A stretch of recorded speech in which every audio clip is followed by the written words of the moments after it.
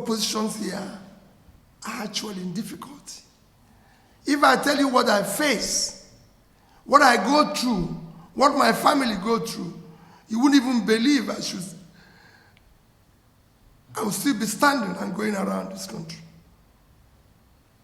But I've made up my mind that if this is the end, so be it. Because we can't allow the country. It is difficult to be in opposition in this country. Extremely difficult.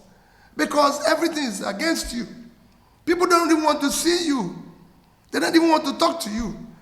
I see colleagues that greet them at the airport, they don't even want to reply because they feel they don't want the government of the day to see you or see them greeting you. Your businesses, everything you're involved is being dismantled. That is not a country.